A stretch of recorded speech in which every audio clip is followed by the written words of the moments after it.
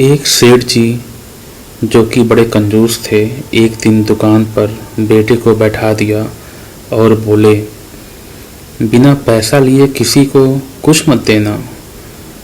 मुझे कुछ ज़रूरी काम है, मैं बस यूं गया और यूं आया। अकस्मात सेठ जी के जाने के पश्चात दुकान पर एक संत आए जो अलग अलग जगह से एक समय की भोजन सामग्री लेते थे। लड़के से कहा, बेटा जरा नमक दे दो। लड़के ने संत को डिब्बा खोलकर एक चम्मच नमक दे दिया। सेठ जी आए तो देखा कि एक डिब्बा खोला पड़ा था। सेठ जी ने कहा, क्या बेचा बेटा? बेटा बोला, वो जो तालाब के पास संत रहते हैं उनको एक चम्मच नमक दिया है। डिब्बा देखकर सेठ का माथा ठनका और बोले, अरे मूर्ख, इसमें तो जहरीला पदार्थ है।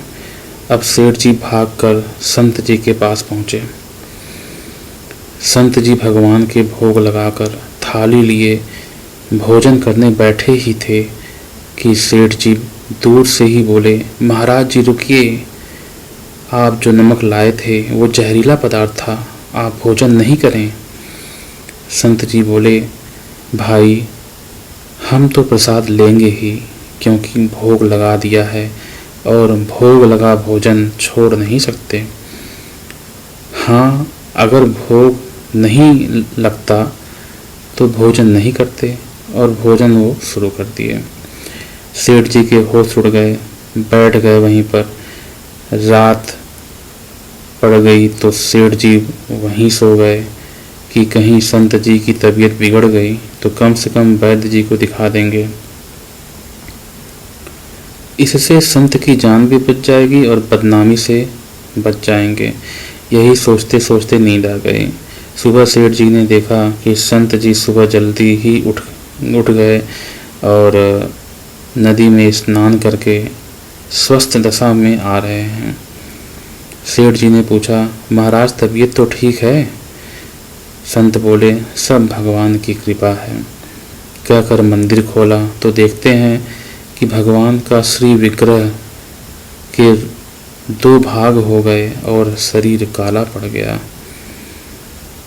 अब तो सेठ जी सारा मामला समझ गए कि अटल विश्वास से भगवान ने भोजन का जहर भोग के रूप में स्वयं ग्रहण कर लिया और भक्त को प्रसाद का ग्रहण कराया।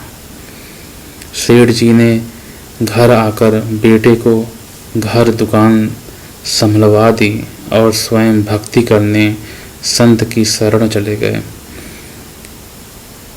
इस कहानी से ये शिक्षा मिलती है कि भगवान को निवेदन करके भोग लगा करके ही भोजन करें। भोजन अमृत समान बन जाता है। भगवान खुद विष पी सकते हैं मगर भक्तों को प्रसाद स्वरूप अमृत पान ही कराते हैं। श्री कृष्ण गोविंद हरे मुरारी, हे नाथ नारायण वासुदेवा। जय श्री राम।